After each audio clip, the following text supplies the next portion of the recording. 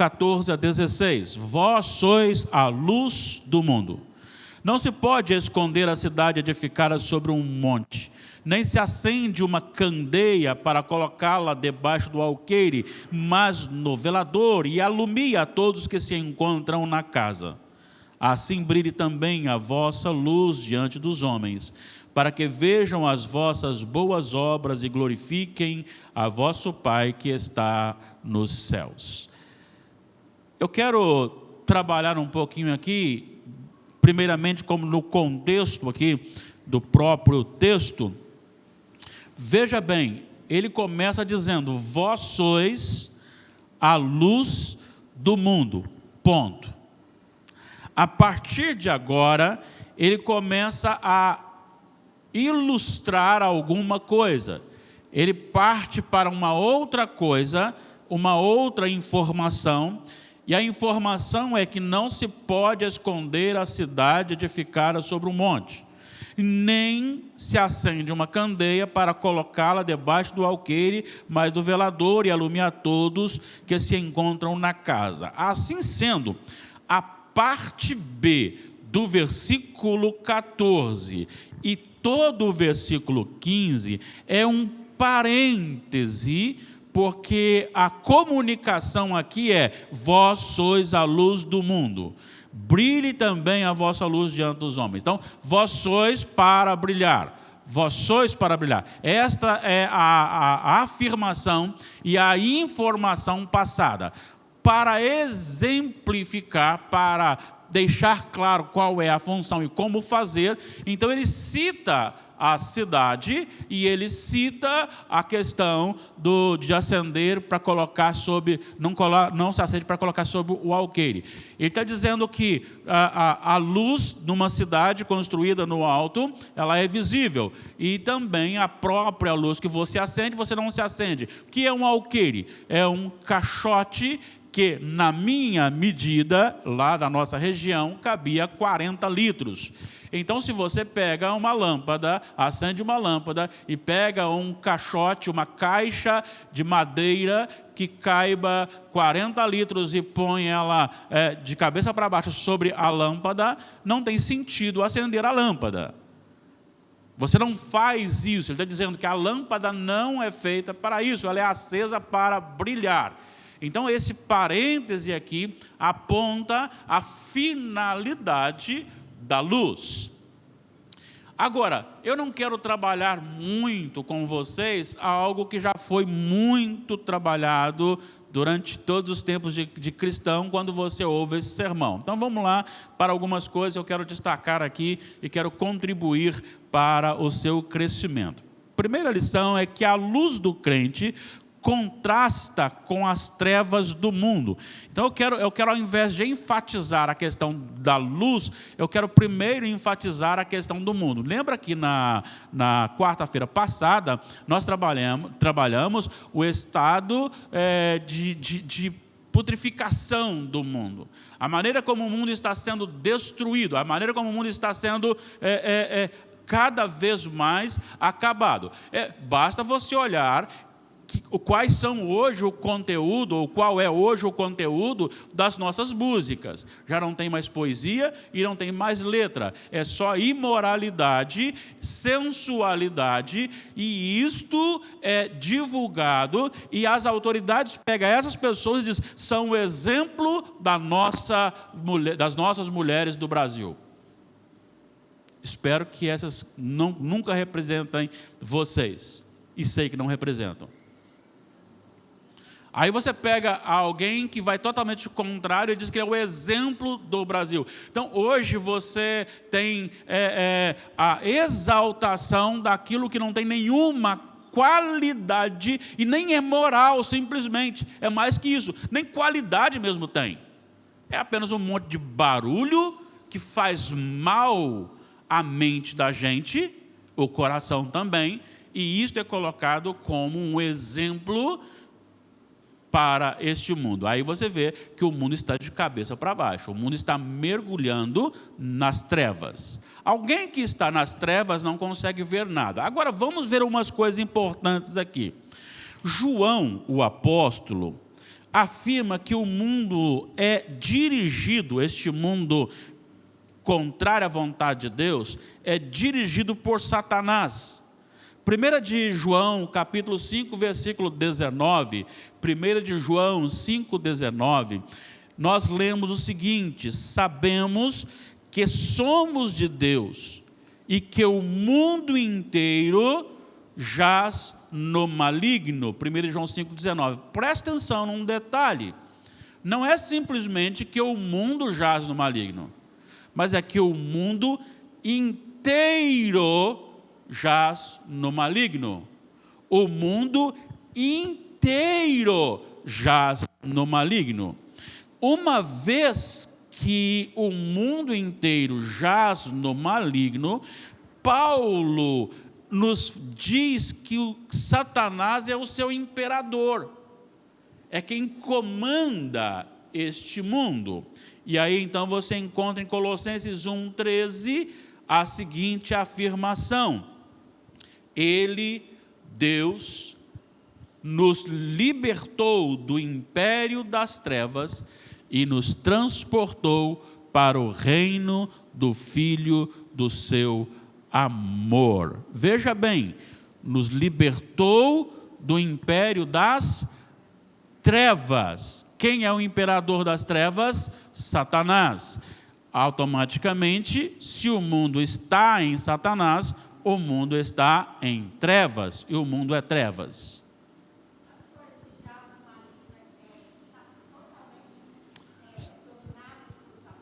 Sim, não existe em cima do muro, ou você está...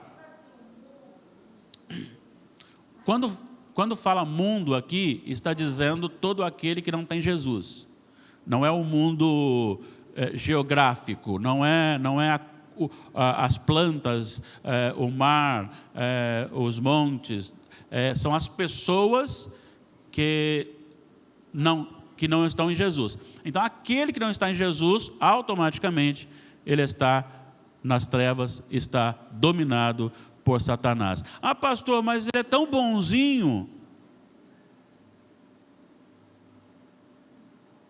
Olha, sem Jesus, está no pecado. Já que você fez essa pergunta e eu falei isso, então, ele é tão bonzinho, mas ele não quer Jesus. Vamos ver João 8, 24.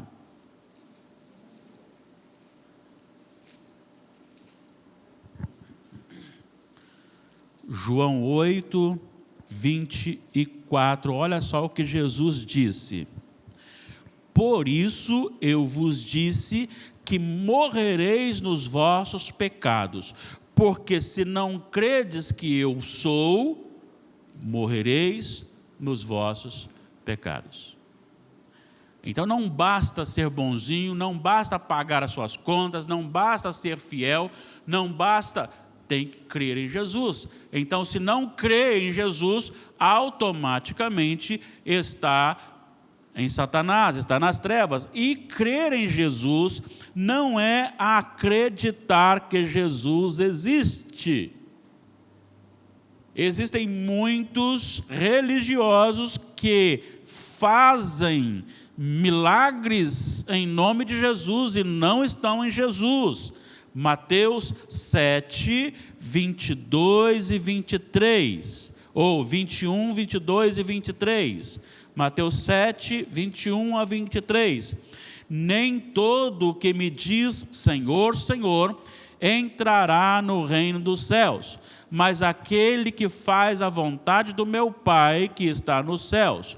Muitos naquele dia hão de dizer-me: Senhor, Senhor, porventura não temos nós profetizado em teu nome, e em teu nome não expelimos demônios, e em teu nome não fizemos muitos milagres? Então lhes direi explicitamente: nunca vos conheci, apartai-vos de mim, os que praticais a iniquidade. Agora, veja bem, muitos naquele dia, ou melhor, nem todo o que me diz Senhor, Senhor, porque Lucas 6, 46. Esses textos estão fora do meu script aqui, então se eu errar algum aqui, me ajudem. Lucas 6, 46. O que Jesus diz? Vamos ler juntos? Por que me chamais Senhor, Senhor, e não fazeis o que vos mando? Existe aquele religioso que chama Deus de Senhor, Jesus de Senhor, que diz crer em Deus, mas não obedece. Agora, este que não obedece ama a Deus. Vamos para mais um texto que não está no meu script. João 14, 15. Vamos ligar aqui Mateus 7, 21 a 23, com Lucas 6, 46, com João 14, 15. Olha o que Jesus diz. Vamos lá? Se me amais, guardareis os meus mandamentos. Então, não tem como eu dizer que amo a Jesus se eu não obedeço a Jesus. Então, neste contexto, eu digo que amo a Jesus, chamo Ele de meu Senhor, mas eu não faço a sua vontade. E se eu digo que faço, e se eu amo, se eu não lhe obedeço, significa que no último dia eu poderei dizer, mas Senhor, em teu nome, Ele dirá, não vos conheço. Porque até mesmo estes vivem nas trevas. Porque o mundo jaz nas trevas e jaz dominado por Satanás. Aí entra essa questão da pergunta da Cidinha.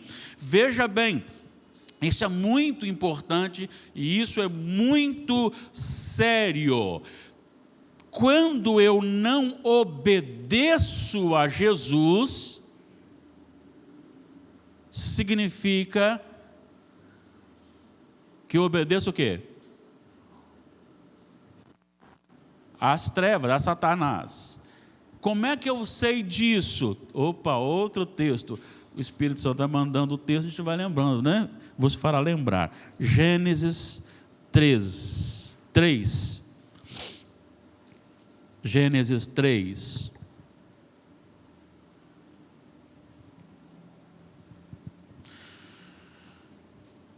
Versículo 11. Gênesis 3, 11. Olha a pergunta didática de Deus para Adão. Perguntou-lhe Deus: quem te fez saber que estavas nu? Comeste da árvore de que te ordenei não comesses? Esta afirmação, esta pergunta, melhor dizendo, essas duas perguntas, elas estão carregadas de teologia. Essas duas perguntas, elas carregam a informação de que, se você me desobedeceu, se obedeceu a quem? Quem te deu a ordem? É neste momento que um ato simples de comer um fruto de uma árvore. Não tem nada a ver. Não tem nada a ver namorar escandalosamente. Não tem nada a ver o ato sexual antes do casamento. Não tem nada a ver sair, beber umas bebidas alcoólicas. Não tem nada a ver falar mal dos outros. Não tem nada. São pecadinhos que a gente vai acostumando. Agora, vamos lembrar aqui da mentira? Vamos lembrar da mentira? Quantas vezes nós mentimos? Vou dizer uma coisa, basta você estar no local que lhe provoque a mentira. Vamos pensar que a verdade lhe fará, a mentira não mudará muito as circunstâncias, mas a verdade lhe fará perder o emprego. Você fala a verdade ou mentira? E quem é o pai da mentira? O próprio diabo. Estão percebendo bem o que é as trevas, ou o que são as trevas? Por isso ele diz que o imperador das trevas é o mesmo príncipe do mundo que jaz no maligno. Agora, uma vez que este mundo está sob o domínio do maligno, o mundo foge de Deus justamente por causa das suas obras. João 3,19. Olha o que diz João 3,19. O julgamento é este, que a luz veio ao mundo, e os homens amaram mais as trevas do que a luz, porque as suas obras eram más. Então é melhor mantê-las escondidas, porque a luz traz, evidencia as coisas, clareia a situação e dá então, e revela então aquilo que está sendo alumiado. Por isso, odeia-se a Jesus. Nós não queremos Jesus como um Senhor. Quando nós olhamos para Filipenses 2, que vamos ver daqui a pouco, mas nós não pegaremos essa parte, vai dizer assim: e Deus o exaltou sobremaneira, lhe deu um nome que está acima de todo nome. Qual nome é este? Mas tem um título: todo joelho e toda língua confesse. É o quê? Senhor. Você sabia que em Roma, melhor dizendo, você não tinha problema com César falando sobre um Salvador? Se você chegasse lá no templo do imperador e dissesse assim: não, eu tenho um Salvador, Jesus é o meu Salvador, tudo bem. O problema é você falar que Jesus é o Senhor, porque Senhor seria só então César. O nome sobre todo nome é o senhorio de Jesus, e as trevas, o mundo, neste momento. Por isso você não pode ser nem amigo do mundo e nem pode ter intimidade com o mundo, não tem jeito. Água e óleo não se misturam. Crente, quando eu falo crente, estou usando a expressão nascido de novo. Crente e não crente não tem como se misturar, porque os desejos são outros, as vontades são outras, as palavras são outras, as ações são outras. Como eu vou me assentar com alguém que está se embriagando constantemente? Como eu vou sentar-me com alguém que está se prostituindo cada vez mais? Não tem. Você pode se relacionar, mas não tem como ter vínculo. A amizade não tem. A amizade do mundo é inimiga de Deus.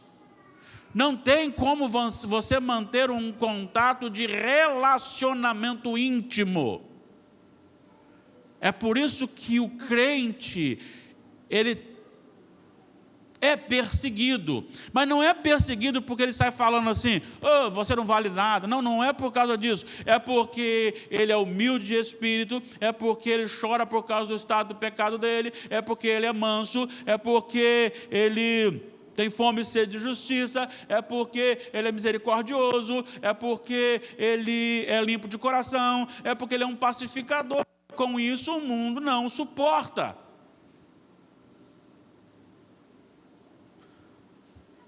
Sabe, cada vez que passa, eu vejo esse mundo. Gente, do jeito que o Brasil está caminhando moralmente, Sodoma e Gomorra estão ficando santas. Deixa eu dizer uma coisa. Você acha que vai ver um conteúdo num vídeo de alguém que está expondo alguma coisa, boa até, e de repente aquele camarada fala palavrões relacionados à parte íntimas com naturalidade. O nível, não tem mais pudor. Este mundo está cego, sempre esteve, mas está cada vez mais se multiplicando, se enrolando na sua própria imoralidade. Mas há esse contraste. Agora preste atenção nessa outra lição. A luz do crente, e só do crente, pode envolver o mundo. Jesus disse o que mesmo? Vós sois a luz do mundo. Ele não disse vós e mais alguns. Aqui ele afirma que somente aqueles que nasceram de novo pode ser luz neste mundo. Ele não separou ninguém dentro daqueles que nasceram de novo. Aqui Jesus não está se referindo a uma elite privilegiada do saber. Ele não está falando àquele que frequentou as melhores escolas, os melhores seminários, se foi para o IBEL, se foi para um curso teológico. Ele não está dizendo aqui que se é homem ou se é mulher. Ele está dizendo que todo crente é luz do mundo. Não existe uma responsabilidade sobre o grupo de louvor que não haja sobre nós, os demais crentes. Essa visão que nós temos de que se o filho do pastor ou do presbítero andar, o meu pode subir no banco. Se o filho do presbítero, do pastor subir no banco, o meu pode gritar. A visão que nós temos normalmente é esta. Nós atribuímos posições. Lógico que quanto mais responsabilidade você tem, mais você precisa zelar pelo seu comportamento. Lógico, isso é claro. Mas a questão não é esta. A questão diante do mundo, nós somos a luz do mundo. Quem tem que ir para a igreja? É os oficiais da igreja. Não. Quem tem que vir para cá, quem tem que trabalhar, quem tem que fazer, é o servo do Senhor e tem que brilhar a luz de Jesus por onde passar. Não é para outro, é para mim e para você. Não importa se você é um doutor ou se você é um analfabeto, não interessa. Se você tem Jesus no coração, você é a luz do mundo. E Jesus olhou isso, e isso me encanta o coração. Vós sois. Mateus capítulo 11, versículos 25 e 26. Olha que texto lindo. Isso joga por terra até mesmo a religiosidade. Isso joga por terra até mesmo os chamados evangélicos. Vamos lá para a leitura. Por aquele tempo, exclamou Jesus: graças te dou, ó Pai, Senhor do céu e da terra. Espera aí. Quem é este Pai? Não é só um responsável pela faculdade tal, não. Não é aquele que, o pedagogo que vai tomar... Não é isso. Não é um doutor. Ele está dizendo o seguinte: graças te dou, ó Pai. Quem é este Pai? Criador do céu e da terra. É o soberano, é o Senhor absoluto, é este Senhor. Vamos continuar agora. Criador do céu e da terra, vamos lá?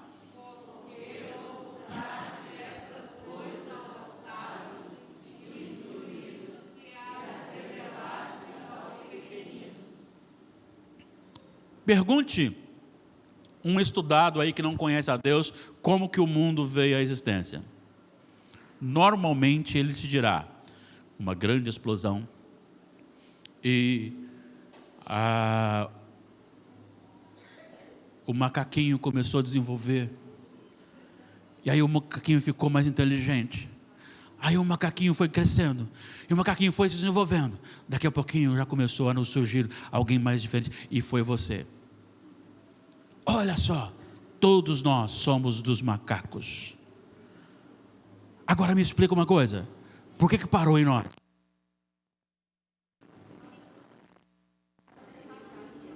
Por que parou em nós? E por que os macacos continuam macacos? Por que eles morrem? Não deviam morrer, devem transformar em homens. Aí você vai e pergunta para ele, tá, e quem estava lá atrás da explosão? Aí eu não sei. Mas que explodiu. Tem que ter mais fé nessa teoria do que na convicção da criação. Porque quem estava atrás? Deus. E Deus é o quê? A causa não causada. Não tem começo, não tem meio, não tem fim. Querendo o homem ou não, Ele é Deus, Ele virá e Jesus voltará para julgar este mundo que está em trevas, que um dia o rejeitou, hoje o rejeita através da igreja. Mas o Senhor, esse Criador, revelou a um analfabeto que você chega para ele e fala assim, o que está acontecendo com o mundo? Aí ele diz, eu sei. Por que o mundo está hoje como está se destruindo? Qual a causa? Qual a causa da destruição do mundo hoje? Cada vez mais poluído, mais imoral? Todos nós sabemos, não precisa sentar em Harvard para saber disso, em Oxford para saber disso. Sabe por que nós sabemos? Porque se cumpriu em você e em mim o que Jesus orou ali. Porque você e eu recebemos a revelação do Pai. Não importa se nós sabemos ou não grandes teorias, mas nós sabemos aquilo que é espiritual. E nós temos uma explicação para a destruição deste mundo, a imoralidade deste mundo, o pecado deste mundo. O crente é usado sobrenaturalmente no poder do Espírito. Atos 1:8. Mas recebereis poder ao descer sobre vós o Espírito Santo, e sereis minhas testemunhas, tanto em Jerusalém, como em toda a Judéia e Samaria, e até os confins da terra. Mas recebereis poder. Não está aqui, eu ia colocar e me esqueci, Lucas 11:12.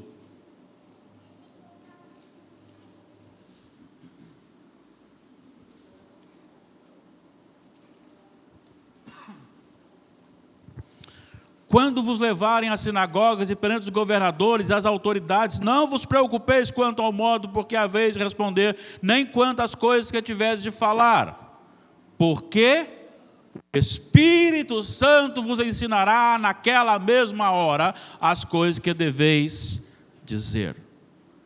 Não está no meu script também, Atos dos Apóstolos, capítulo 2.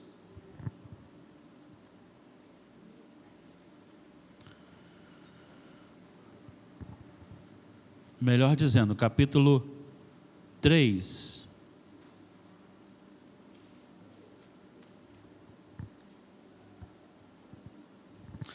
Ainda melhor dizendo, capítulo 4.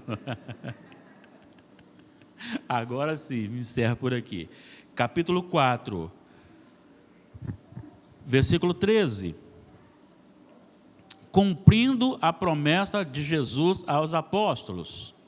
O que ele disse lá no Lucas 12:11-12? Quando vocês foram levados às sinagogas, às autoridades, não fiquei preocupado, porque o Espírito Santo vos ensinará o que deveis dizer. Agora preste atenção nisso aqui. Jesus é apresentado por Pedro no versículo 12, e não há salvação em nenhum outro, porque abaixo do céu não existe nenhum outro nome dado entre os homens, pelo qual importa que sejamos salvos. Olha o que Lucas registra. Ao verem a intrepidez de Pedro e João, sabendo que eram homens iletrados e incultos, admiraram-se e reconheceram que haviam eles estado com Jesus. Porque quem está em Jesus fala no poder do Espírito. Algumas coisas têm me preocupado.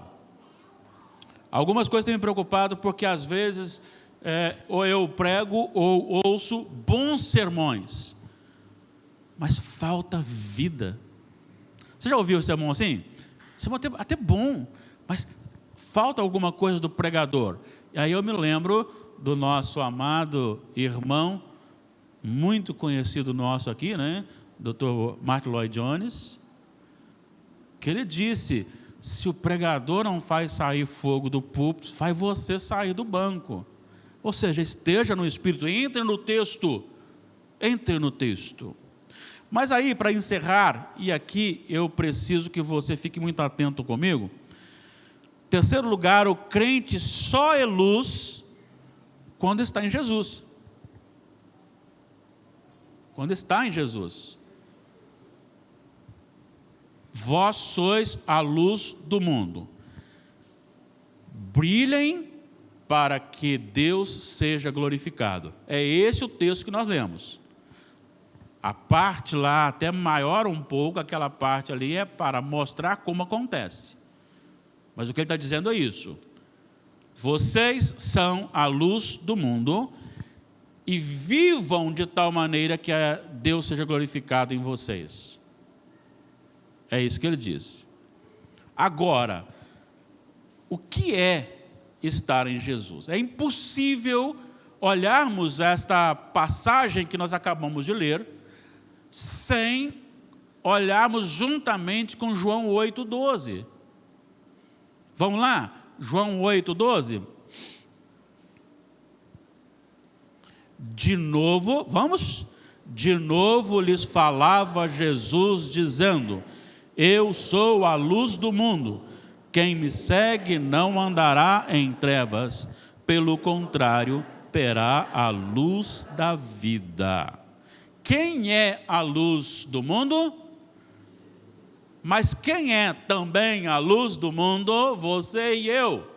Mas a luz do mundo é Jesus, e eu só sou luz do mundo se a luz do mundo estiver em mim. Eu sou a lua refletindo a luz do sol. Eu sou um instrumento, eu sou um luzeiro que está ligado e só brilha se Jesus for refletido na vida dele. O crente só pode ser a luz do mundo quando a luz do mundo habita o seu coração. Olha o que ele diz, Jesus diz em João 15:5. João 15:5, leiam comigo por gentileza. Eu sou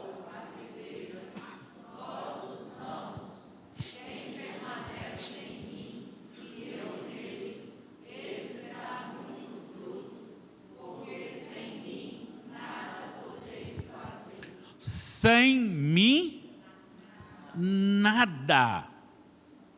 Agora, como é que você explica muitas boas ações feitas por alguém que não está em Jesus? Elas são boas? Não. São boas no contexto daquele que a recebe. Mas ela não conta como uma questão de um luzeiro, porque cada ação nossa precisa evidenciar Jesus e ninguém mais.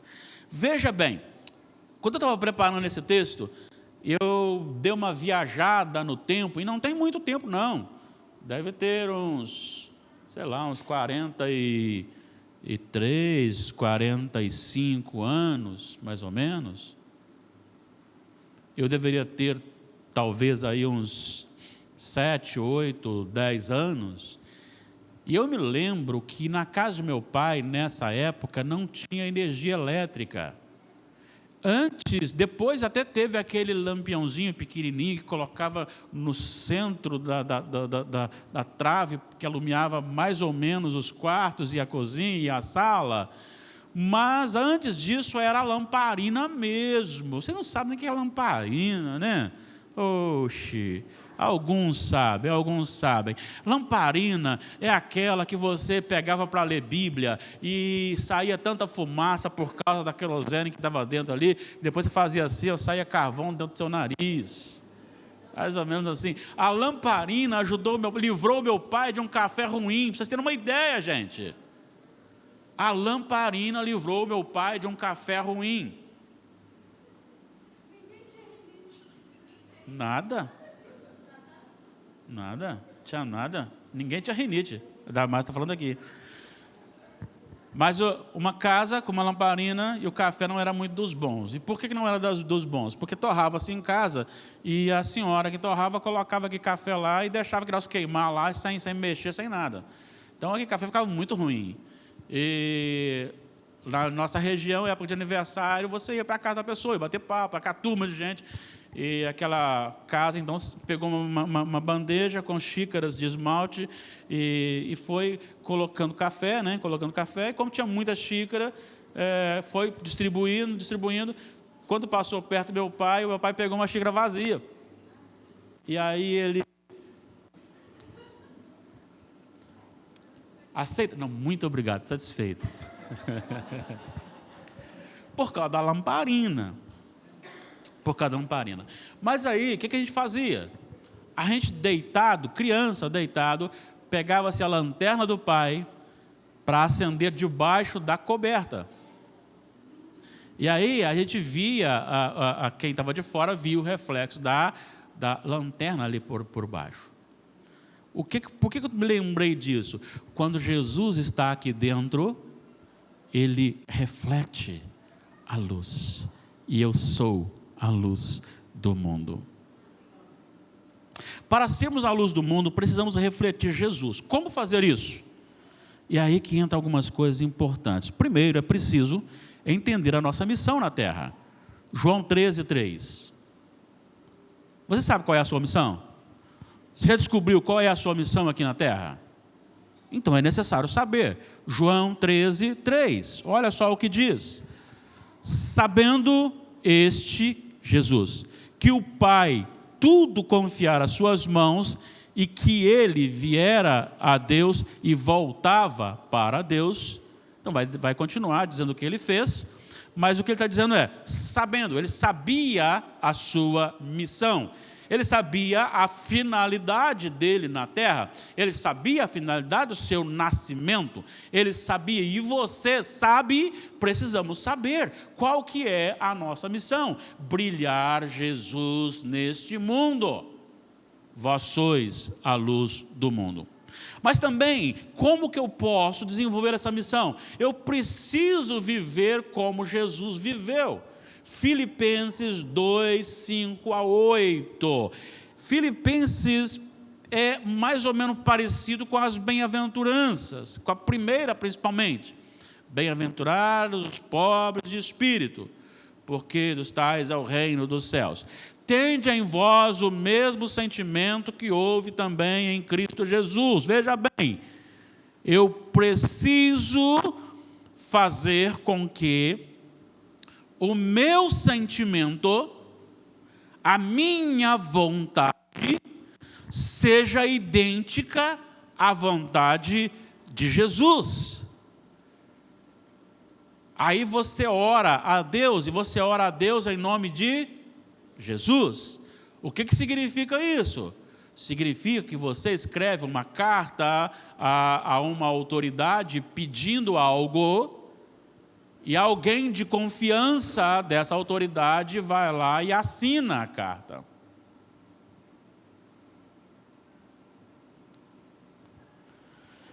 Tende em vós o mesmo sentimento que houve também em Cristo Jesus. Vamos mais um, versículo 6. Pois ele, subsistindo em forma de Deus, ou seja, existindo antes em forma de Deus, não julgou como usurpação. Quem quis ser igual a Deus não sendo Deus? Satanás, as trevas. Olha só, enquanto Satanás quis ser igual a Deus, falou com Eva que ela podia ser igual a Deus, o próprio Deus vem ao mundo, mesmo sendo Deus, não julgou como usurpação o ser, não ficou chateado, não ficou triste, não ficou... Vai o próximo versículo. Ele não ficou triste, emburrecido com isso, antes a si mesmo se esvaziou. Como é que é a primeira bem-aventurança? Isso, bem-aventurados os humildes de espírito. O que é ser humilde de espírito? É ter pouca roupa, é andar sujo, é não ter dinheiro. É isso que é ser humilde? Não. O que é ser pobre de espírito? É isso? Não. É justamente você se esvaziar de você mesmo. As bem-aventuranças foram tão graves e tão importantes para a minha vida, que eu acho que Damares pode perceber que houve uma pequena mudança do meu comportamento, e o dela também, nosso, dentro de casa, depois disso. E embora tenhamos irmãos da nossa congregação nos assistindo, e alguns deles não perdem nenhum estudo, mas eu serei forçado por mim mesmo, essa é boa, forçado por mim mesmo, a repetir lá pelo menos as bem-aventuranças. Ele se esvaziou. Ele se esvaziou. Ele abriu mão de usar o seu poder divino e assumiu forma de servo. Preste atenção numa coisa: as mulheres têm vergonha de falar que são do lar, porque é vergonhoso, porque a mulher, para ser mulher empoderada, ela precisa tomar conta de tudo. O homem tem vergonha de falar que ganha um salário mínimo. E qual é a sua profissão? Se a sua profissão é a profissão mais simples à luz da sociedade. Jesus se fez servo, escravo, assumindo esta forma. E ele mesmo disse: não vim para ser servido, mas para servir. Conversando com um amigo há poucos dias, ele disse assim: eu tive que dar uma resposta, e a resposta foi essa, mas a minha vontade era dar outra resposta. A minha vontade...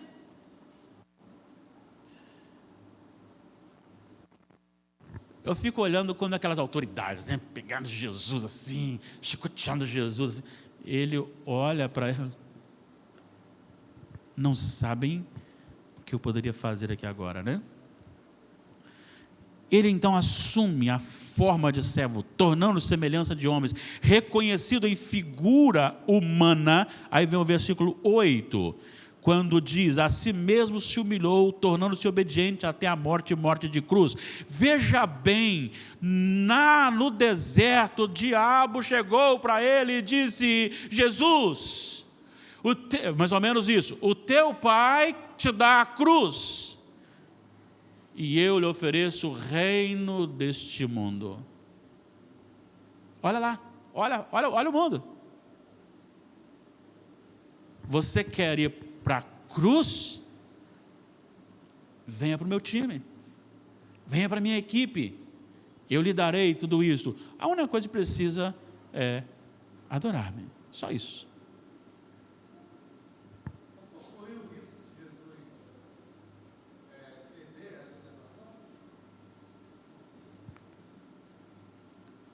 Não há risco nos propósitos de Deus, mas ele era homem, e ele foi tentado como homem, e ele não usou,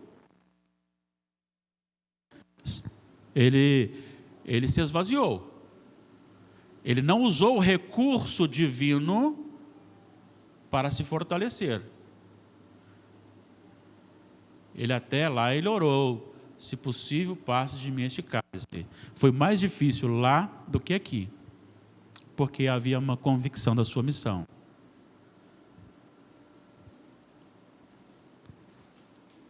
Agora deixa eu falar uma pergunta. Você tem se esvaziado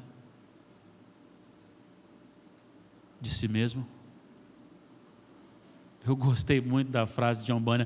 Sabe, eu estou lendo assim, Puritano, dá vontade de ler outro material, não dá vontade de ler só Puritano. Quem já leu Puritano sabe disso. O Albert já leu Puritano, sabe disso. O Rafael também, o Rick também já leu, sabe disso. Algumas pessoas já leram Puritanos. Os Puritanos eram homens realmente consagrados ao Senhor. Os escritos são diferentes. Os escritos são diferentes. A esposa de Martin Lloyd Jones diz que se o pessoal soubesse que antes do esposo dele ser um evangelista era um homem de oração, pensariam diferente dele, porque era um homem realmente de oração. Eram homens que se gastavam na presença de Deus. E John Bunyan diz, se você está no chão, não precisa temer a queda. Esvazie-se de você mesmo, você não será frustrado quando alguém lhe ofender. Mesmo que fique frustrado, você não se levantará, não durará na sua vida. E aí no João 13, logo em seguida ao versículo que nós lemos, Jesus tira a sua roupa, cinge-se com uma toalha e começa a fazer algo inusitado. Dar banho nos discípulos. Pior, lavar os pés aos discípulos. É o esvaziamento. Eu vim para servir. Enquanto nós não pensarmos dessa forma, nós não estamos no caminho correto. Para fechar, o relacionamento com o homem, né, no lavar o pé, e agora o relacionamento com Deus. Olha só o que diz Lucas 6,12. Lucas 6,12, para a gente fechar. Leiam comigo bem forte. Naqueles dias, retirou-se para um monte a fim de orar e passou a noite orando a Deus. Vamos aqui. Eu ouvi isso, então estou reproduzindo. Você ora bastante para tomar uma decisão séria na vida? E aí o pregador falou uma coisa muito interessante. Se você orar menos de que uma noite inteira, você se acha melhor que Jesus. Porque Jesus orou a noite inteira para escolher os seus apóstolos. No Lucas continua dizendo aí, agora ele vai escolher os seus apóstolos. Então ele ora a noite inteira no monte, aí agora ele desce e vai escolher os seus apóstolos. Eu só queria dizer para você uma coisa. Se nós orássemos mais do que fazemos, teríamos mais frutos. Jesus amava a comunhão com o Pai. Jesus amava, a Bíblia está repleta, retirou-se Jesus para um local sozinho para orar, retirou-se Jesus para orar, retirou-se Jesus para orar. Se Jesus amava tanto a oração, e eu sou a luz do mundo, porque Ele é a luz do mundo, eu preciso ser igual a Ele, eu preciso amar a comunhão com Deus. Eu preciso ter a prática da oração. Mas por que a oração é tão pouco concorrida na igreja?